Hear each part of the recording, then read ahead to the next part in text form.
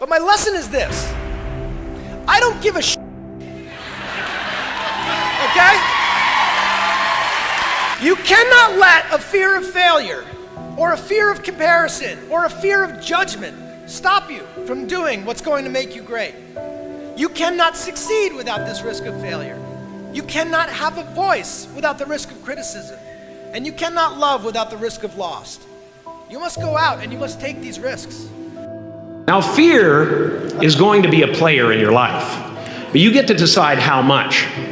You can spend your whole life imagining ghosts, worrying about the pathway to the future, but all there will ever be is what's happening here, and the decisions we make in this moment, which are based in either love or fear. So many of us choose our path out of fear disguised as practicality. What we really want seems impossibly out of reach and ridiculous to expect, so we never dare to ask the universe for it. I'm saying, I'm the proof that you can ask the universe for it. If you get to the top, you do it on purpose. It takes energy, it takes effort. Everything worthwhile is uphill. Everything. You have nothing worthwhile in your life that you did not have to climb to get it. Your dreams, they're all uphill. Your hopes, they're all uphill. The relationships that are the most dear to your heart, they're all uphill. If you've been successful, it's all uphill. No one ever wrote a book called Sliding to Success. This is a time that you have to look at you. You have to learn something new, something that you love, and something that you can get training and coaching on from someone who's experienced and trained in that area to accelerate your growth and credibility and development. That the moment that you focus in on what you want to do, that's when you begin to have energy to do it. A distracted person lacks energy. And when they get to the thing they need to be focusing in on, they don't have the energy to give. But when a person says, no, this is the one thing I'm going to do, and they set their mind to it, they set their eyes on it, and they set their hand to do it, all of a sudden, energy begins to fill their life. Why? Because what you focus on, what you concentrate on, what you desire to accomplish, once your eyes are fixed on that, it begins to energize you, and you begin to see the possibility of making it happen. I decided I wanted something new for myself. I wanted something new for my family. And I wanted to be able to control my own destiny. I didn't want to be a volunteer victim. We've been conditioned, we've been trained for a job. Things have changed. You got to be an entrepreneur now. You want to create something that you can control. You want to create and have something that you determine how much you're worth, not somebody else determining that. And today, you have to live life like you mean it. This is no time that things have changed. We've got to change. We've got to change, and with a fierceness, because that's what it is. That the things that are dramatic and the millions of people that are emboldened and determined to hold you down, you've got to be stronger than them and more determined than them. You are everything that you need to be. That you have everything that you need to have to be the person that you're meant to be and to be the best version of who you're meant to be. It may mean that you have to work really hard, and it may mean that you have to ask for help, but you are perfectly blessed. You know, you are exactly who you're supposed to be joyful in this life. So don't be afraid to work hard, and don't be afraid to ask for help so you can get there, because that's your truth. And people will tell you to do what makes you happy, but a lot of this has been hard work, and I'm not always happy. And I don't think you should do just what makes you happy. I think you should do what makes you great. Do what's uncomfortable and scary and hard, but pays off in the long run. Be willing to fail. Let yourself fail. Fail in the way, in the place where you would want to fail. Fail, pick yourself up, and fail again. Because without this struggle, what is your success anyway? Look, as best we know it, we have one life. In it, you have to trust your own voice, your own ideas, your honesty, your vulnerability, and through this you will find your way. You do not have to be fearless. Just don't let fear stop. Live like this as best you can, and I guarantee you will look back on a life well lived.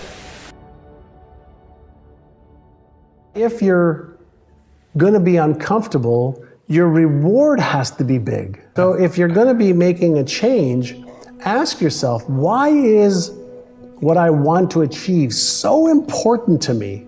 Why am I willing to use my new willpower and persistence? And why am I willing to go through the discomfort of change? Why am I willing to listen to the negative talk that I have or the emotion that I have and still do it anyway? And if you don't have a big enough reason, the first time you have a chance for an excuse, you'll take it. And that's why people, they start on diets, and after a day or a week or 2 weeks, they're off the diet. Or they say, I'm not happy in my relationship, and 2 weeks later, they're back with the same person, or they find another person just like the one that they left. Or people are afraid to leave their jobs because they don't like the discomfort of change. The only certain thing in the universe, the only constant, is change. Creative visualization is what we're talking about here. The imagery or the image that you have of anything in your life is really like mental behavior. It's like going out and practicing. If you go out and practice with a basketball, shooting free throws over and over again, that's physical practice. Imagery is mental practice. It's mental behavior. When you have an image that you can succeed at something, when you have an image that you can do it rather than that you can't do it, when you get into your car and you have an image that you're going to find a parking place rather than that there'll be no place to park, so you're not looking for no place to park, you will start acting on the image that you have, very much like you will start acting on the practice that you have when you're shooting baskets or when you're hitting a forehand or working on your soup or anything else that you're doing. 95% of your life is coming from the subconscious program. This is not, it's new on a scientific awareness of how this mechanism works. But what's interesting is for 400 years, the knowledge that you could program somebody and control their lives has been available. It was the Jesuits who 400 years ago said, give me a child until it's 7 and I will show you the man. Most people didn't understand what they were saying, and what it is the first 7 years, which we now know biologically and scientifically is the program period. They knew that 400 years ago, and they said if I can get that program in the first 7 years, that program will determine the life of that individual. I'll show you the man because they will represent the program. Now, the really important part is since every one of us has been programmed, the big issue is, so what were those programs? Because if I ask you, so what program did you get when you were 1 year old? I have no idea. I wasn't really there.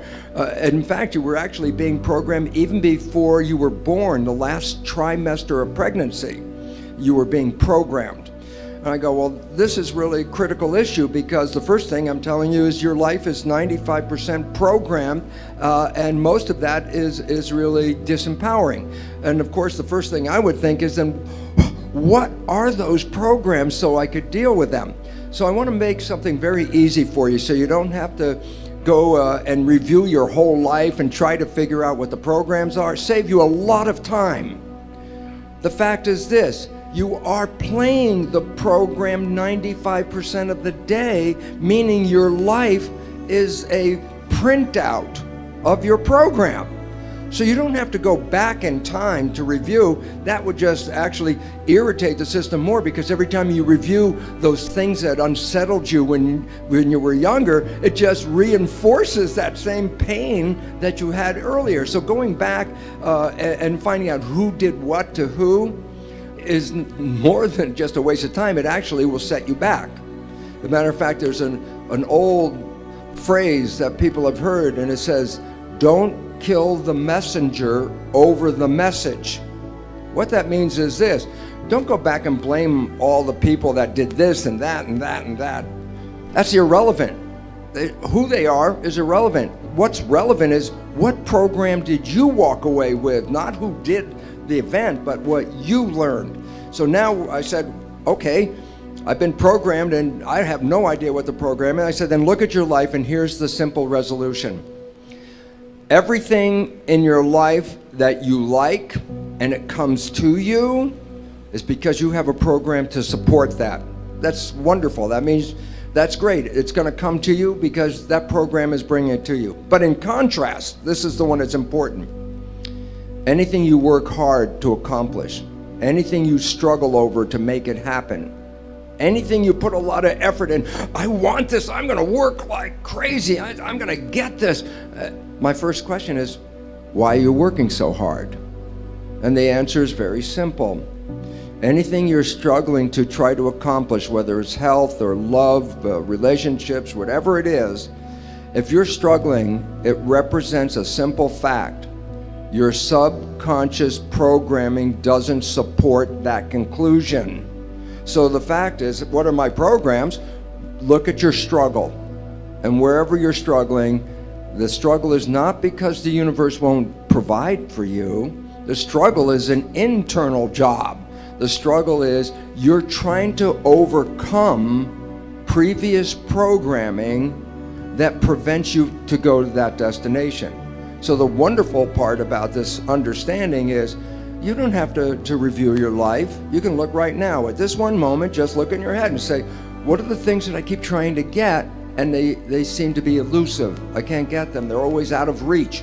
I say, the universe is not holding back. It's your own invisible subconscious behavior.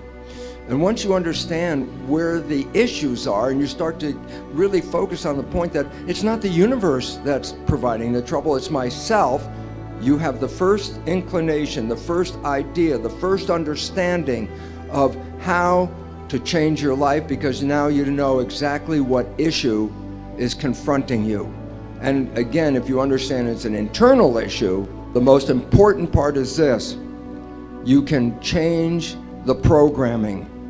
You can rewrite your subconscious programs. And why is that relevant? If you took the wishes and desires of the conscious mind and used that as a program to put the beliefs into the subconscious mind, it's the most exciting and liberating thing you can ever do in your life. You know why? Because once it's in the subconscious program, 95% of the day, without you even thinking about it, your mind will take you to that direction. And that is your freedom. Thank you.